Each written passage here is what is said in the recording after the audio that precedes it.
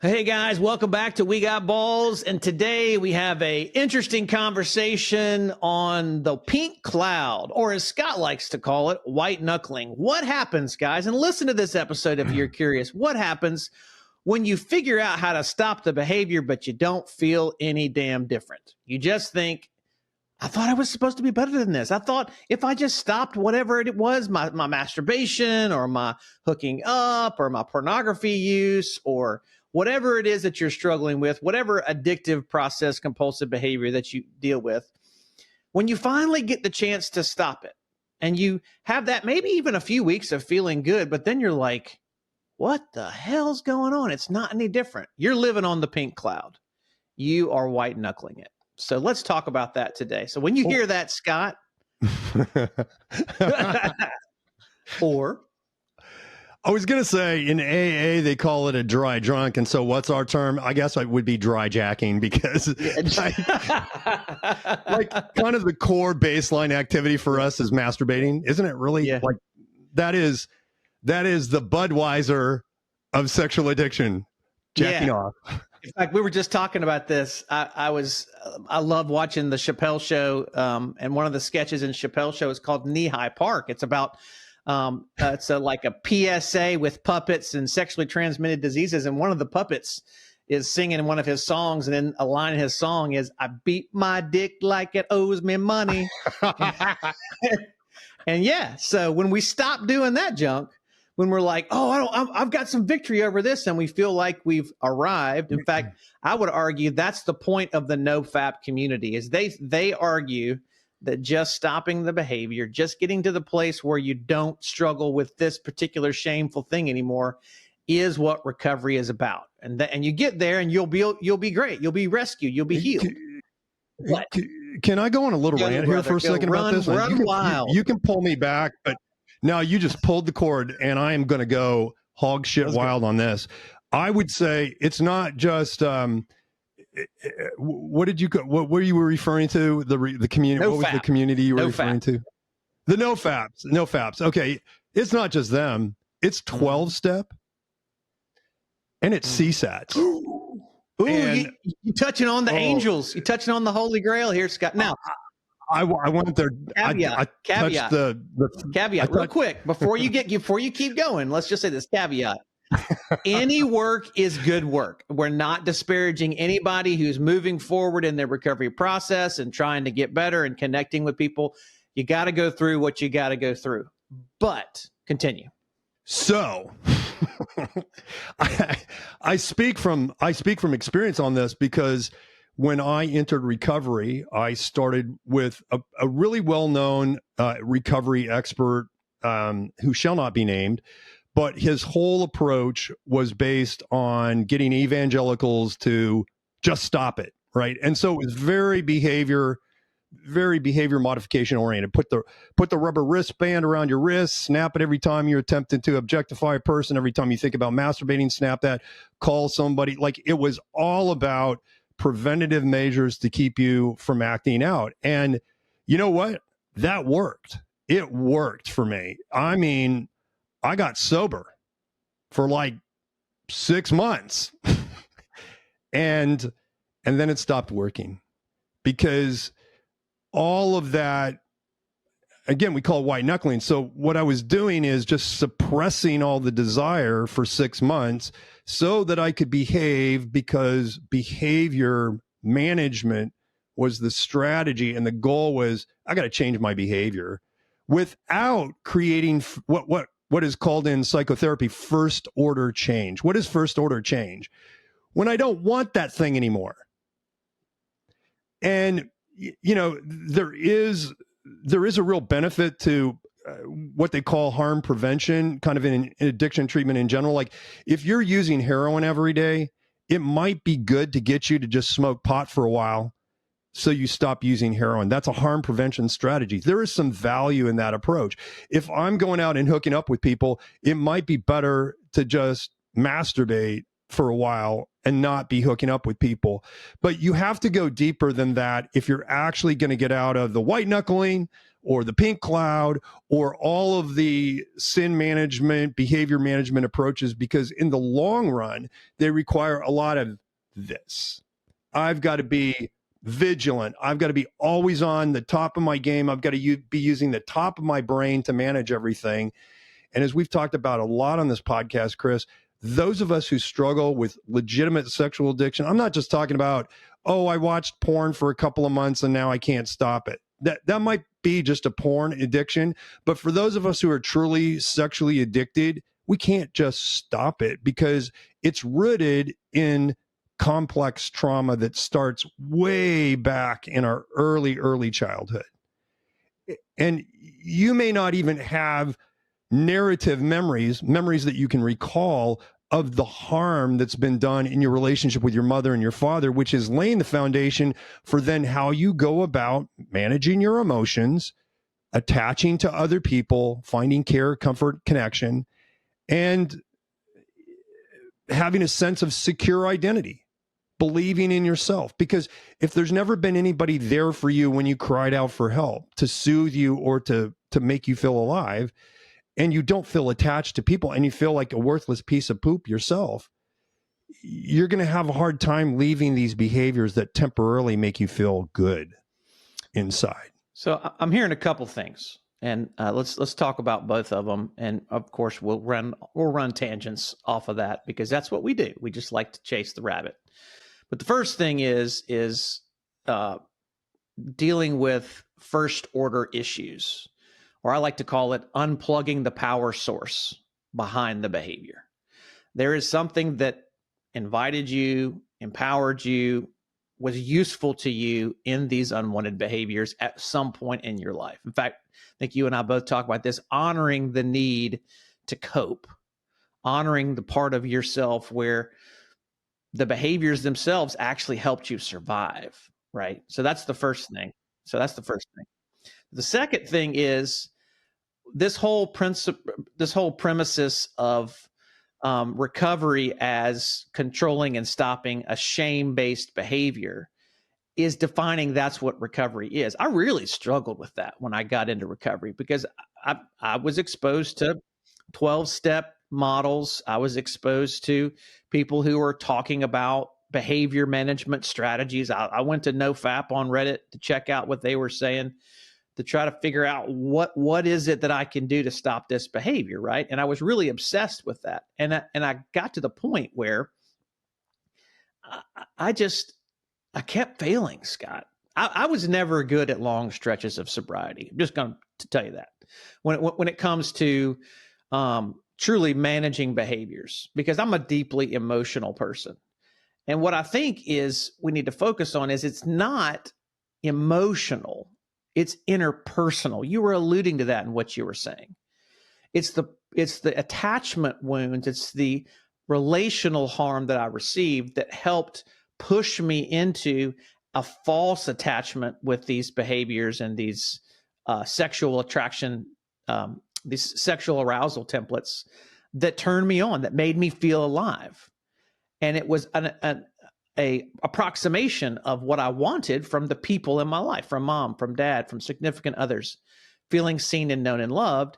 And so the issue is not my behavior. My behavior is a symptom. My behavior is the warning light on the dashboard of my life going, hey, something's not working right here. This is behavior that stopped being beneficial to you. And I just say that because so many guys I run across are trying to get a quick fix to these issues. They're trying to stop the behavior and find a new pattern of life that will give them a sense of shamelessness. But that shamelessness doesn't come outside of attuned and vulnerable relationships.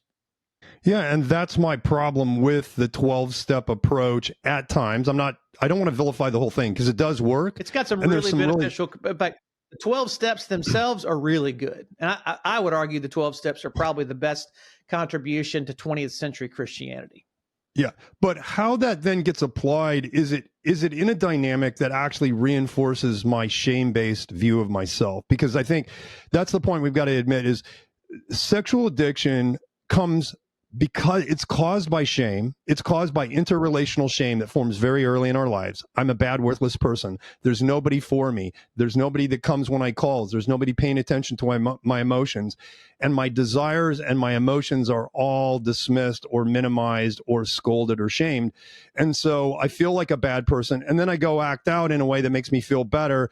But I choose a way that reinforces my view of myself, which is I'm a bad, worthless person. So shame is the cause and the effect of sexual addiction.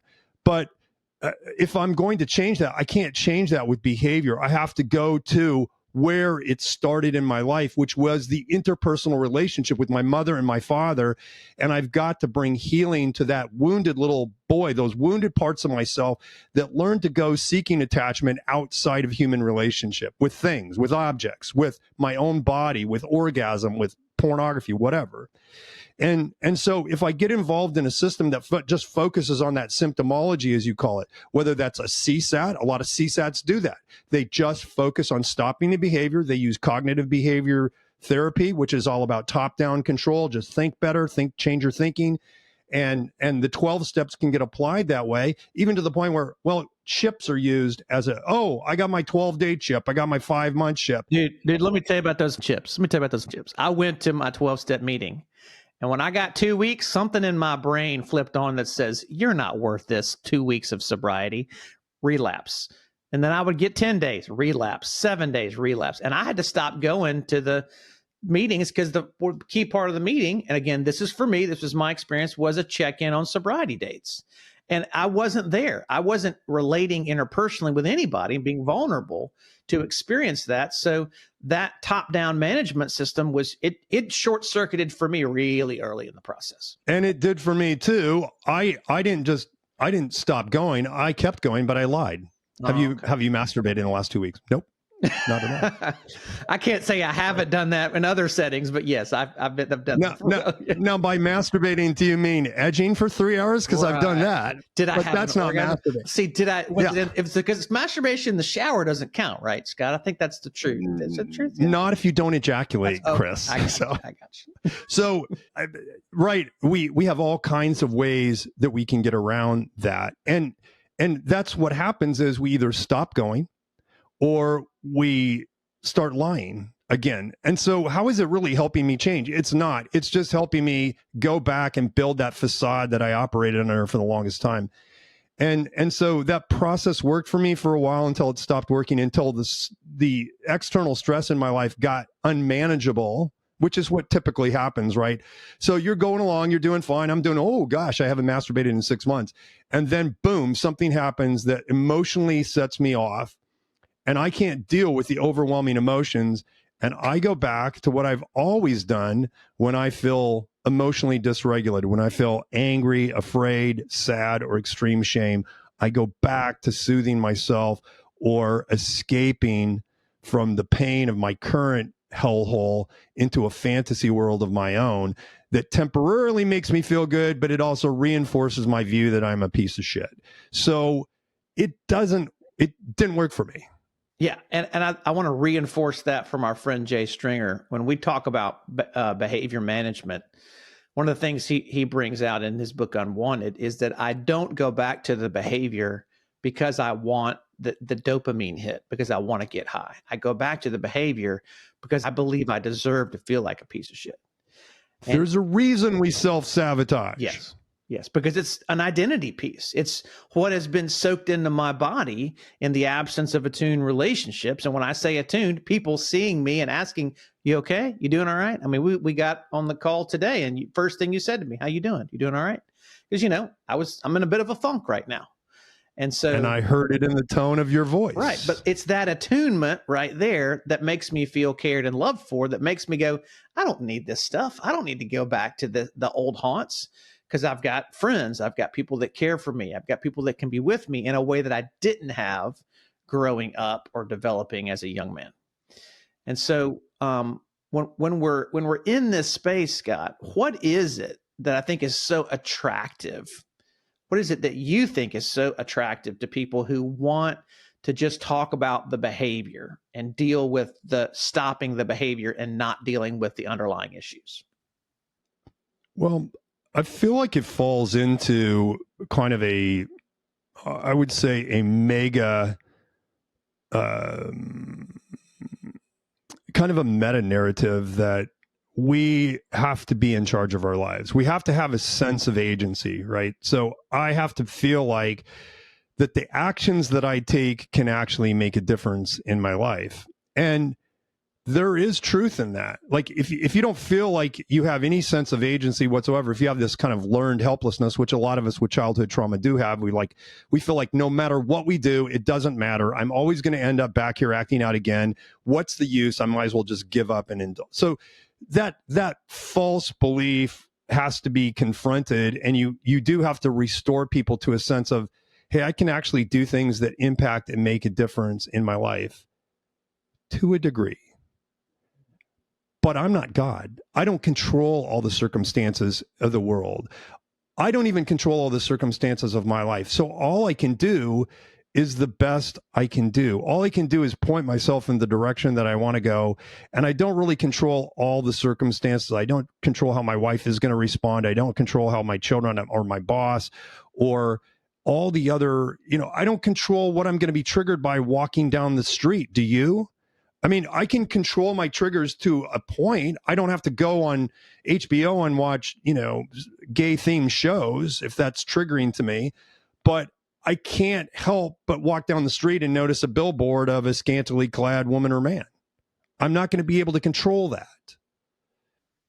Well, and so that therein lies this idea of that you can actually eliminate temptation, eliminate the struggle. Is that there's this lie that's been told in white knuckling or pink cloud recovery that if you just get enough rigidity, if you just get enough discipline, if you just have enough mental awareness to, I think in scripture it talks about, to turn and run, flee temptation, right?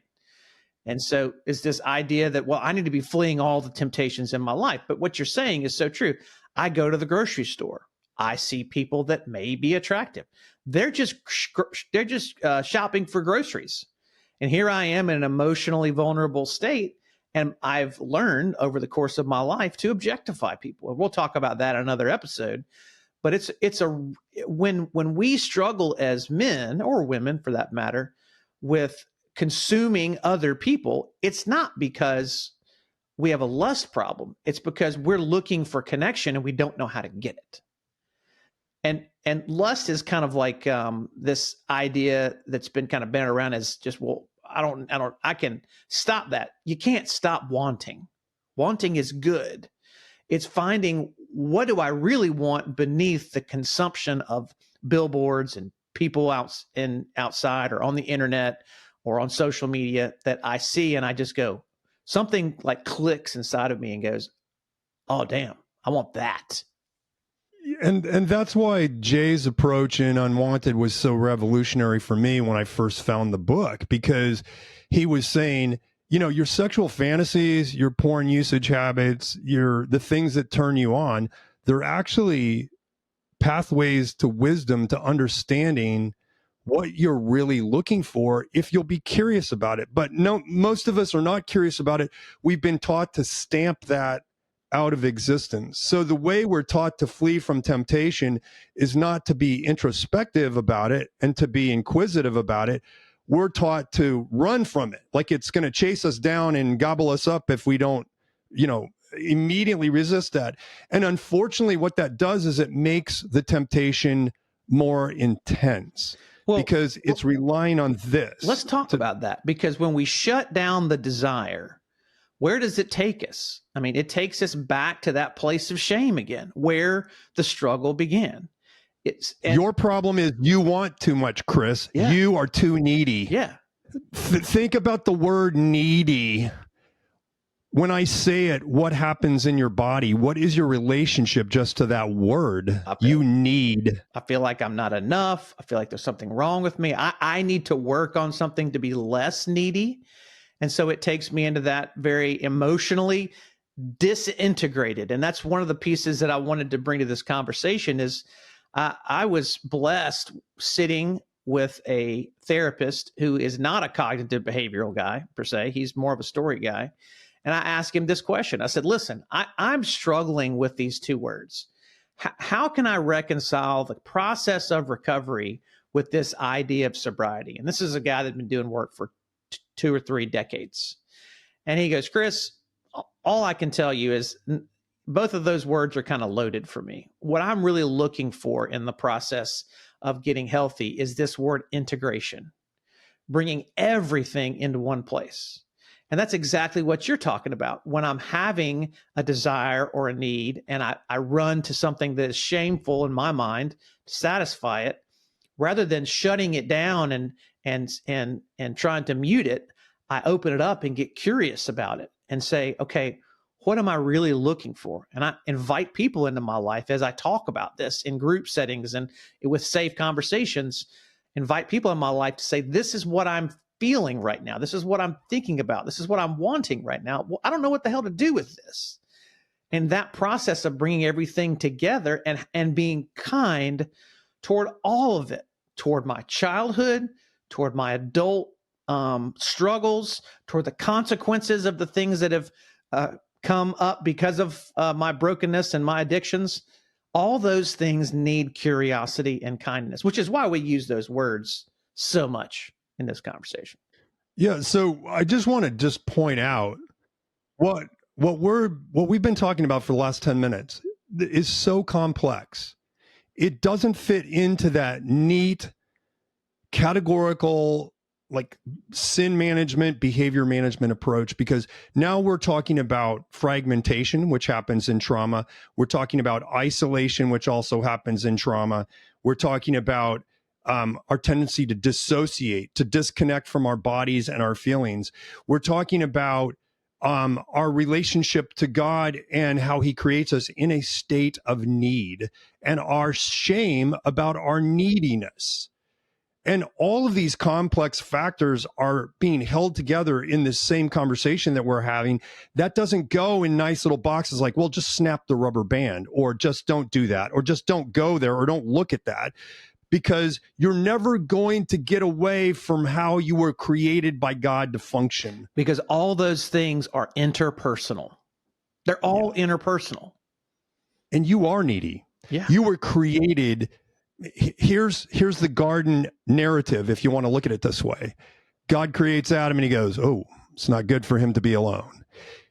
God, in his humility, creates a being like us that needs other beings like us, not just God. And I would say I would put another synonym on the word needy. We're dependent. And we don't like that idea. We like to be, especially as Westerners, independent, right? Oh, yeah. Oh, yeah. And so it's just me and Jesus, or me and God. We got it. No, you don't. No, you don't. Hell no. In fact, if you say it's just you and God have it, you're ignoring a large part of God's revelation, which says it's you and God and others. If you don't have the others, you don't have you and God. So back to, you asked me this question, why is this so appealing to us? Because it gives us the illusion of power. And boy, we want to be powerful more than anything else because we feel so weak and needy at times. And when I'm walking down the street and I see that image of another person that is so beautiful, and it reminds me of all the ways I'm not beautiful, and I'm drawn to that, it is not only pulling me into eroticism, it's also pulling me into my neediness, into my pathetic sense of not being enough.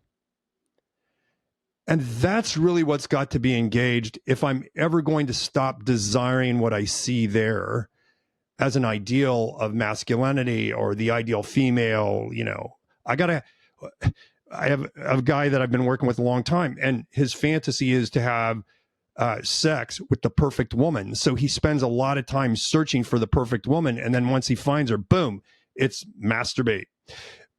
But it takes him time to find the perfect woman. And part of his arousal structure is about the search for the perfect woman. And I've been missing a piece of this for a year. And we just hit on it last week. And I said, why do you have to have sex with the perfect woman? He goes, I don't know. I said, doesn't it make you the perfect man? Ooh. Oh, Wow.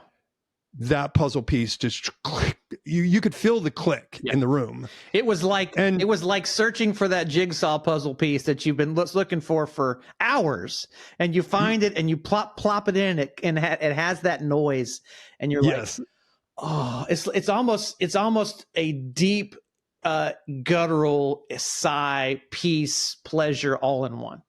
Oh, he visibly sighed when I said that.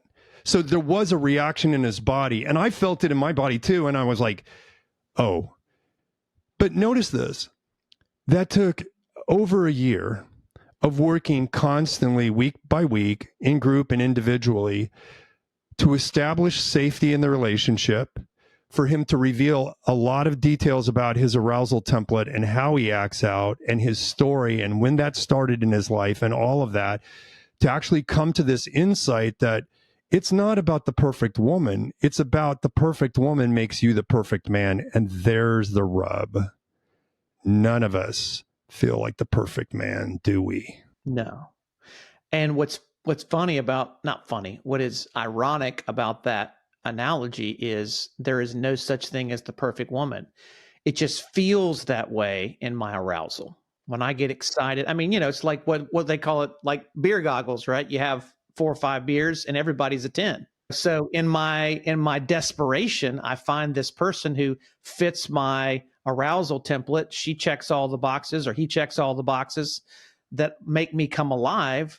And I see them and I'm drawn to them and I want to fit with them. And yet there is no click. There's no true integration in acting out in that way with that person, because it's a substitute for, and I'm just going to say this, for loving myself.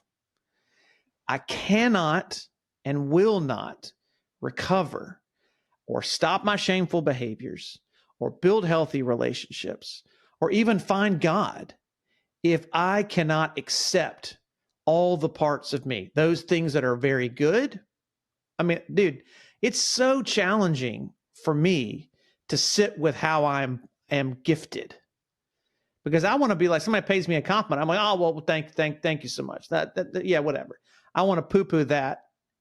But the reality is I have a hard time accepting that and loving that, as well as the things that I've screwed up and really, are ashamed of and still to this day struggle in. That's the interpersonal garden from which I'm trying to grow. Yeah, so I love that. I love that metaphor that you just said, the garden, because we were created, again, back to the creation narrative, we're created to live in this garden named Eden. The word means delight. We're created to live in a place of delight and shalom. And shalom is simply the biblical word for integration, what you're talking about. We're whole. We're able to hold in tension this reality that there is goodness and there is shadow in me, right? And instead of this very binary way of looking at the world as there's good Scott and there's bad Scott, and that's one of the things that happens in trauma, is that fragmentation breaks me apart into these different parts of myself that I have to hide. I have to hide bad Scott, except when he's on the prowl. Then I can let him out. He goes and acts like a werewolf and satisfies his appetite. And then back he goes into the cage. And then the moon goes down and there's no more werewolf. And I can feel like good Scott again, or good Chris again. Yeah. And so I live in this very bifurcated existence. It's maddening.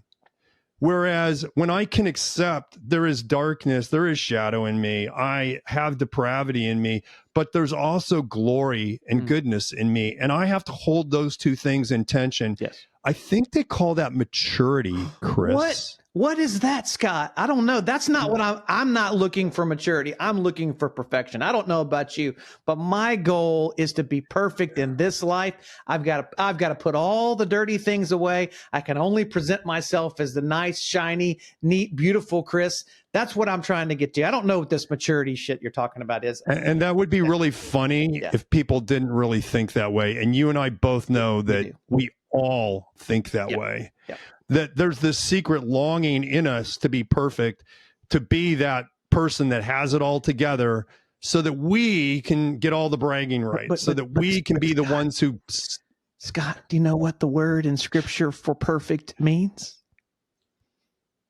Maturity. Isn't it mature? Yeah. I'm able to hold in tension the fact that... for all you theologians out there, send us a message on YouTube or your favorite podcast platform, or you can email us at wegotballs00@gmail.com. There is no such thing as moral perfection in the Bible. Let's talk about that. Go ahead. Yeah. I mean, it's not going to happen in this life. So there's this sense in which we're created in this garden of delight to live in shalom, and it's shattered, and we know it's shattered, and we're trying to get back there. And we have all these techniques and all these methodologies and all these things to get back. And what if that's impossible? What if we have to just live with the brokenness of the world that we find, which is in us as well, but hold in tension the reality that there's great beauty and there's great brokenness at the same time existing in me, in you, in the world. And that's what we're called to live with. That's what we're called into, growing in maturity in that process. And that's why all of these techniques that eliminate, that basically try to get you to believe that you can live a perfect life now. Bro, this is not your best life now. It's snake oil, buddy. It's snake oil. You're getting sold a bill of goods. And the reality is there's a lot of work to do. And part of the unplugging of that traumatic dynamic that we've been talking about for Scott and I both has been going back and doing work and doing more work and doing more work in my story, in my family of origin, with my traumas. And Scott, I'll even say this. I did some work this past summer on an adult trauma, something that I perpetrated, that I had to sit with a group of guys to be able to feel the grief of what I had done. Not only what was done to me, there's grief and anger and longing there, but there's grief in what I've done as an adult. So it's all kind of things. But if you think you can heal by changing your behaviors, my friend, I'm sorry. Somebody has lied to you. We're here to tell you the truth. We want to invite you with curiosity and kindness into doing the work of what happened to you to make you want these behaviors to soothe yourself in the first place. Where did that story begin? Yeah. Gosh, that sounds like maturity, Chris, what you did. Because I've had to do the same thing. Yeah. Yeah. It's not just that I've been hurt. It's that I've hurt others out of my hurt. Yeah. And that's how trauma gets passed down one generation to the next. Yeah. But our ability to actually engage how we've been harmed has given us a greater ability to be honest about how we've also harmed. Because if I can't do that work of how I was set up for this, I can't have compassion on myself. And if I can't have compassion on myself, I'm certainly not going to be empathetic to how I've harmed others. And guess what, Scott? I'm still harming. I'm still harming myself. Yeah. I'm still harming the ones that I love.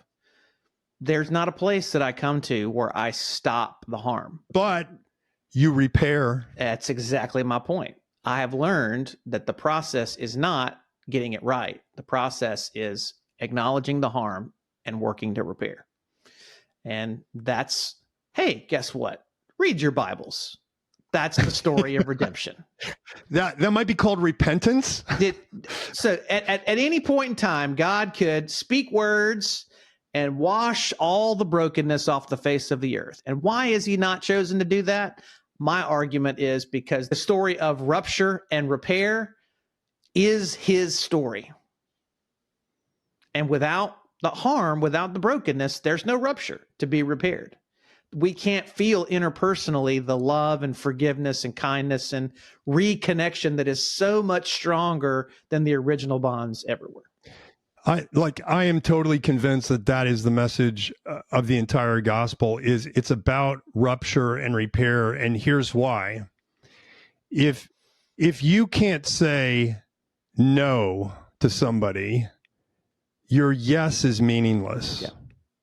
If you can't refuse God's love, then you can't actually love God freely from your heart. And so God allows the universe to emerge with this property of fallenness, yep. to break, so that he can come and demonstrate his love to us, because he doesn't owe us anything. And yet his demonstration of love is, you have ruptured the relationship, but I'm pursuing you. So go back to the word Eden. He gets to demonstrate his desire and invite us to desire with him. See where that goes, guys. That's a beautiful thing. See where that goes. What if your problem was not your behavior, but the struggle with your desire? If being honest and kind to what you really wanted, what's really going on underneath it all. So what we want is for you guys to continue to grow and heal. So we want to invite you to do the work. Reach out to us if we can help you engage some of those stories.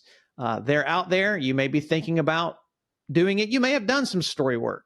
We want to invite you to do story work in an attuned and connected environment where you can be safe and known and challenged by other men who are walking with you.